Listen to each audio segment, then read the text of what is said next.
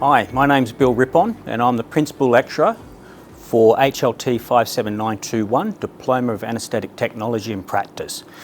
Thank you for taking the time to view this Informed Choices video, which gives you an overall picture of what the course is about and our expectations of you as the student. I'd like to start with, look, it's a very intense course. We do have a great deal of applicants for a very small number of places, and if you're fortunate enough to get a position to study on this course, we expect you to treat it like a job. That is, commit to the course, turn up on time to all your classes, get your assessments in on time, and communicate professionally with your peers and your lecturers alike.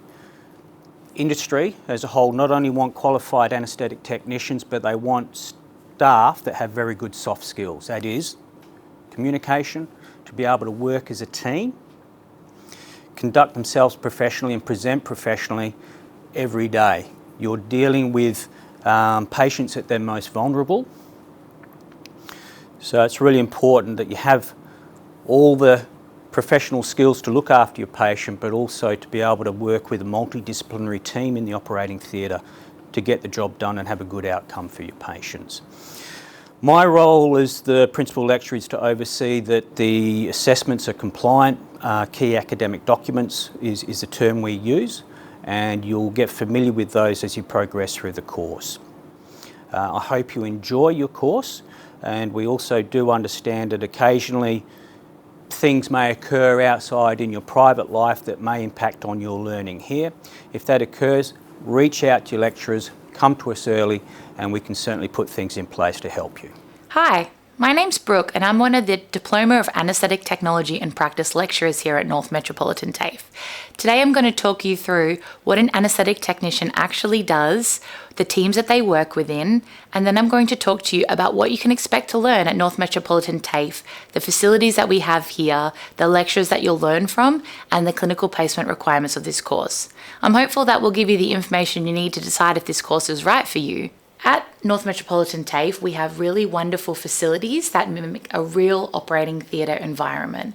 This will allow you to get the practical hands-on experience that will accompany the knowledge that you gain here from lecturers with real diverse experience across a variety of places such as public and private hospitals, day surgeries, and even working overseas and internationally. Throughout the course, you'll be learning basic skills or generic skills such as infection control, workplace health and safety. You'll develop your professional communication in working in multidisciplinary teams, and you'll also learn exactly what an anaesthetic technician is required to know to assist the anaesthetist. This will involve checking essential life-saving equipment that is required for surgeries and getting familiar with airway support and pieces of equipment that are going to help day to day in a variety of different surgeries and specialties. Our facilities are designed so that you can get real hands-on experience. The goal is to create job-ready techs by the end of the course, anaesthetic technicians who are able to assist the anaesthetist confidently. This enables you to make mistakes safely and ask questions so that you are able to go out and perform at a really high standard. Clinical placement or professional experience placement, commonly shortened to PEP, is a really important part of consolidating the skills that you'll learn here at TAFE, both the knowledge and the performance evidence. You'll be supported in a real-life hospital, supervised and gain real clinical skills and gain exposure to a variety of surgeries, and it really is a part of the journey that students find the most exciting. Students find it very rewarding, and you will gain placement over 3 definitive stages, building on your learning with the goal to graduate as a job-ready anaesthetic technician. Our facilities are not just limited to our simulated operating theatres though. North Metropolitan TAFE does boast other simulation facilities. We have support services, we have client services who answer people's queries, we have some tutoring services. All the information is available on the North Metropolitan TAFE website, and importantly we have an on-site cafe and have close proximity to other cafes in the cafe strip of Mount Lawley, which will enable you to refuel in between your important study sessions. Put simply, an anaesthetic technician is someone who assists the anaesthetist to put people, a variety of people from children to adults and beyond, off to sleep safely, and is important to ensure that the equipment that is required for the safe anesthesia or putting people off to sleep is available and checked. It goes well beyond that though. You'll be an important part of planning for safe anaesthetics when people have their surgeries. This involves things like when people go off to sleep as a general anaesthetic and is in different parts of the hospital, not isolated exclusively to an operating theatre environment. This course suits people who enjoy working in a dynamic, fast-paced environment and committed to lifelong learning. We aim at North Metropolitan TAFE to give you the foundational skills to be a competent and safe practitioner and anaesthetic technician, but we know that you will go out in industry and gain immeasurable skills beyond and commit to a lifelong learning journey in order to be the most capable member of a team that supports anaesthetists. You'll be required to seek feedback along the way, and you'll receive mentorship from preceptors out in industry who have a very big variety of experience over many, many years. Throughout the course, you'll learn many different things. We cover concepts such as preparing equipment and consumables that may be required for safe operating theatre surgeries. We also cover preparing and managing and monitoring medications under supervision from the anaesthetist, providing airway support from basic airway support, and then onto very advanced technical competencies that you'll put into practice out in industry. Anaesthetic technicians work alongside a multidisciplinary theatre team. This involves surgeons, nurses, anaesthetists, and may involve upskillers or people from different specialties, especially in teaching hospitals across Perth.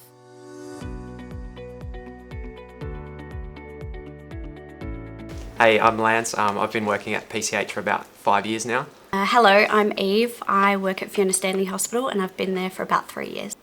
Hi everyone, I'm Sharon. I'm working at Hollywood Private Hospital and I've been working there for over 20 years and in other hospitals around Perth before that.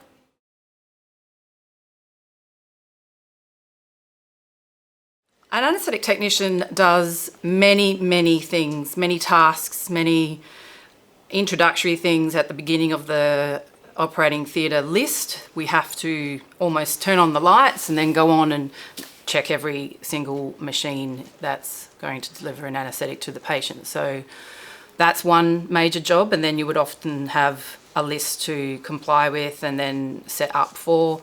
Understanding surgeries before you do the list is something that you learn as you go.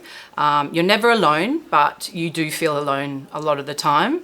Confidence comes after the event, generally through learning. So I'm still learning. Surgeries are changing and becoming more complex and definitely becoming a faster turnover.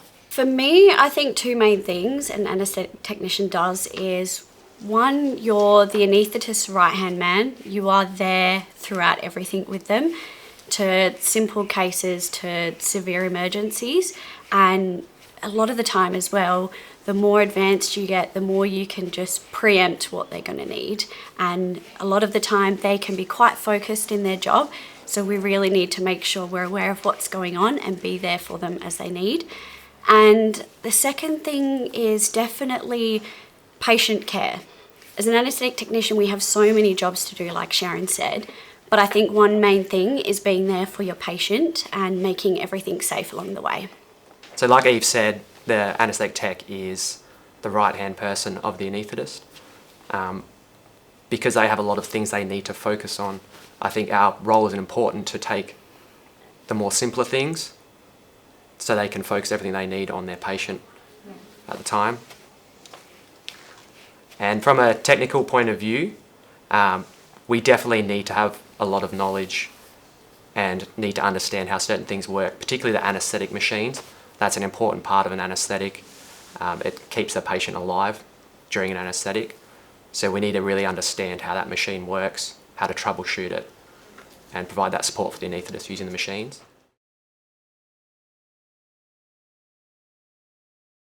So when you're a student, it's a very overwhelming environment. It's pretty chaotic being in theatre. I think the main things is to just understand that, like TAFE, you've got your 3 stages. Break them up into, you're really on a fly-on-the-wall stage at first.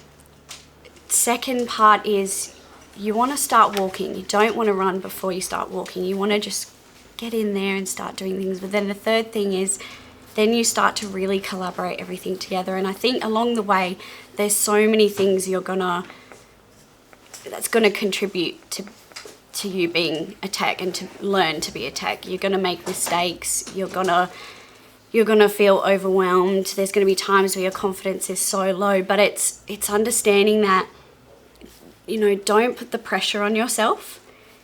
Really understand that you're there to just baby step your way through, you know, ask lots of questions, do the job to the best of your ability, but don't, you know, do your best but don't be the best. I have experienced a very busy hospital unit, and that can be as small as a small one-day, same-day unit hospital.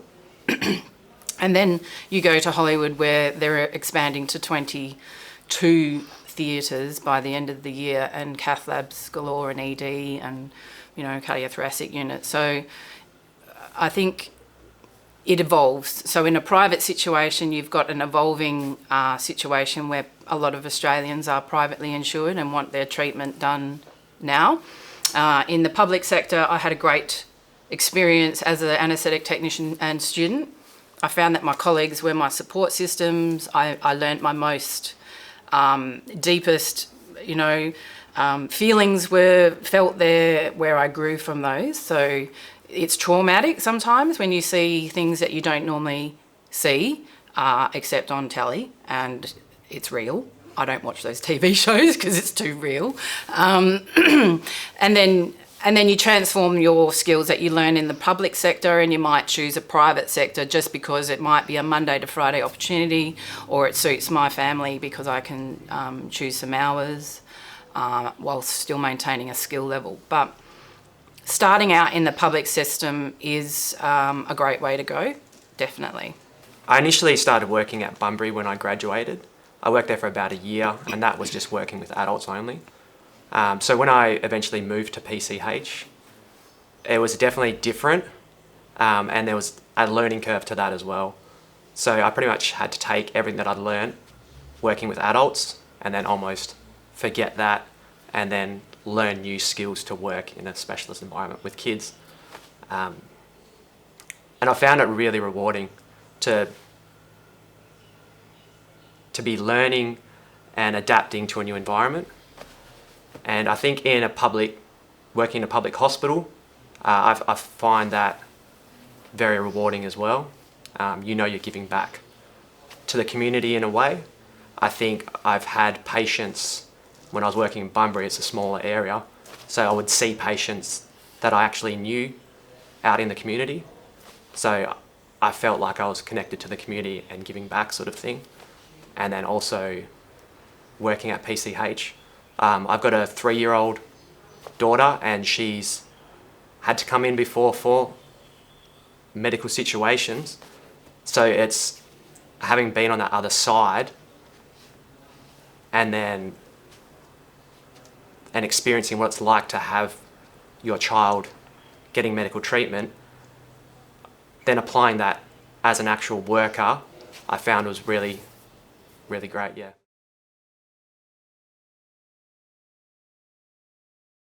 You've got so many people who can be in one room at a time.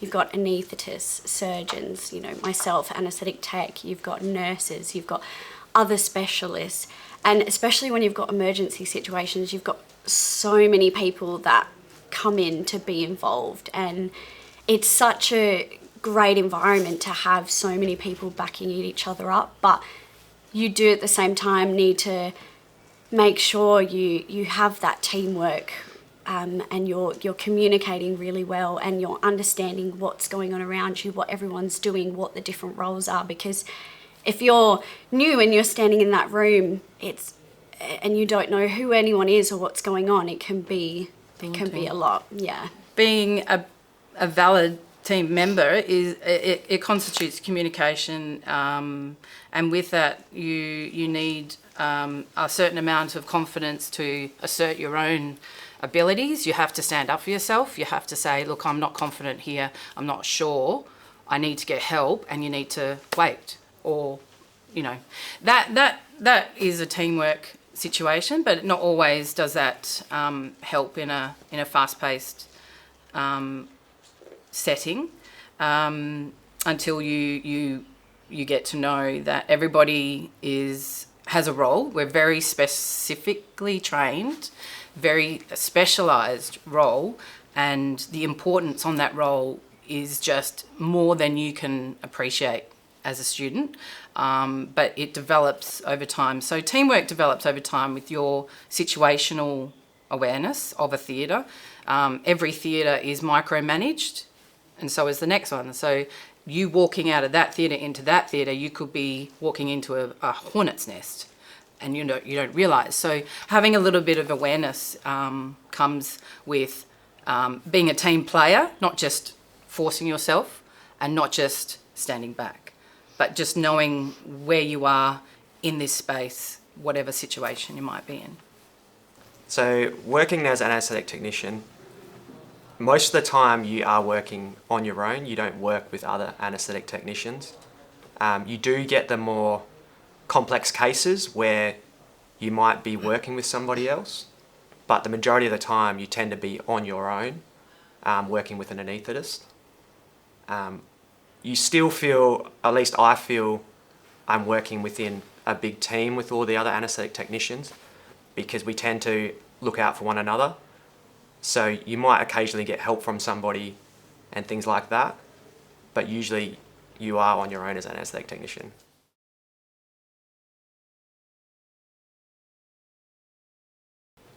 Depending on the timing of their placement, obviously we get people that come in for placement very early on in their studies. So we don't have a high expectation of the knowledge that they're going to have. It's more about their willingness to contribute and be involved in all the processes and start learning things. And obviously we want them to stay within their scope of what they're capable of doing at the time. And then as they progress, we usually try to create a pathway so that they can learn different specialties and start seeing more complex cases and doing more actual hands-on practical stuff in the theatre as they build up their knowledge through the course. For me, when we have students, what stands out is when they take initiative.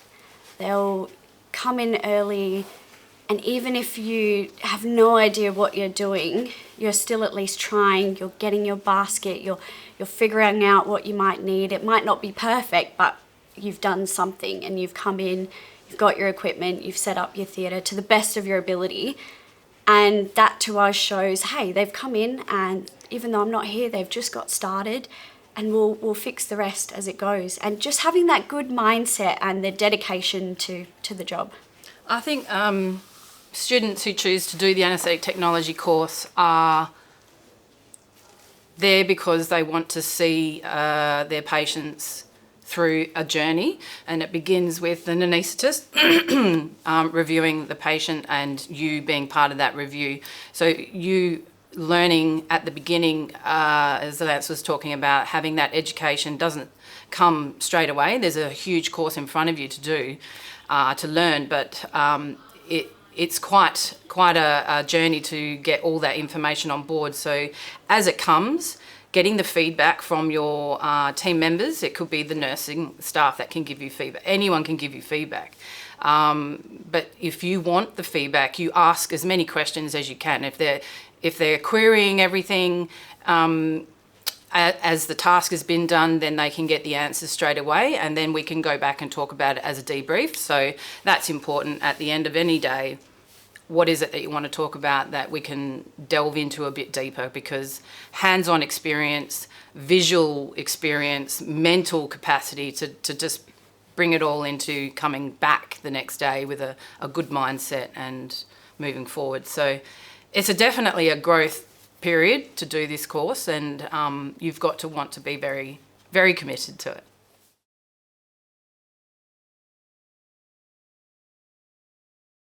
I think My favourite thing about the job is... Dressed in scrubs. Yeah, wearing pyjamas to work.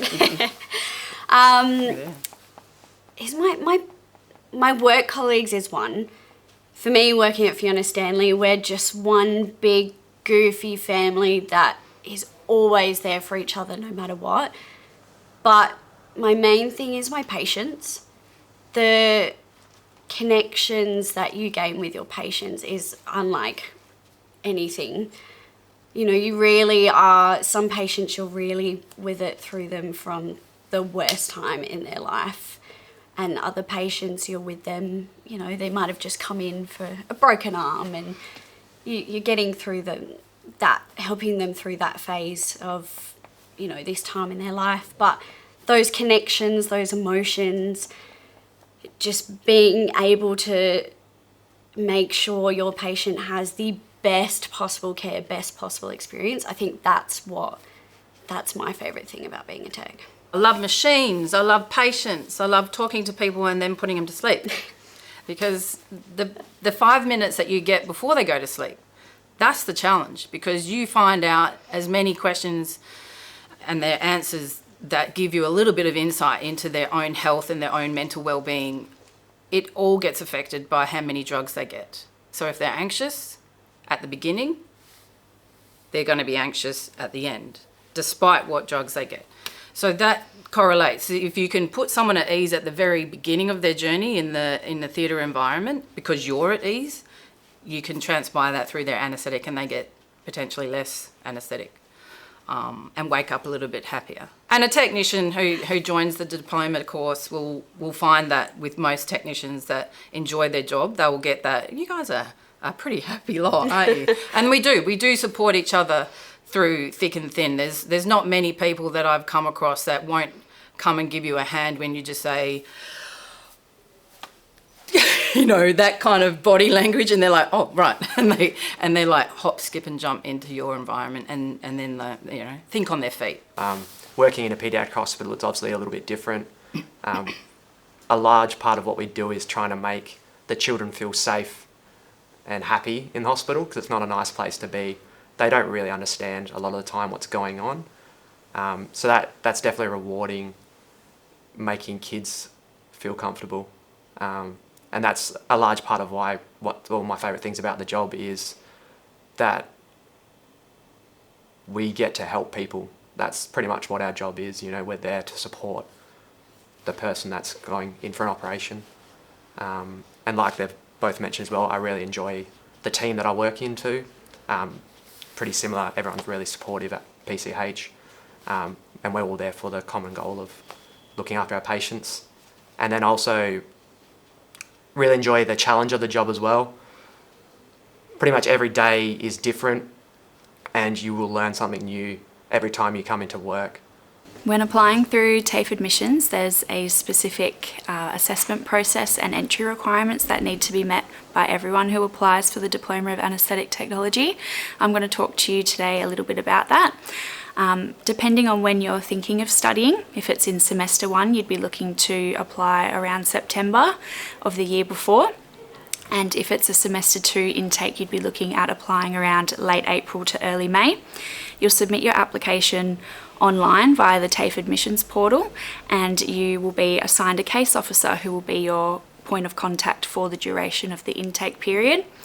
From there, we might request additional supporting documents from you to support the application that you've put in, which will be sent to you via email. That might include academic evidence or work experience evidence.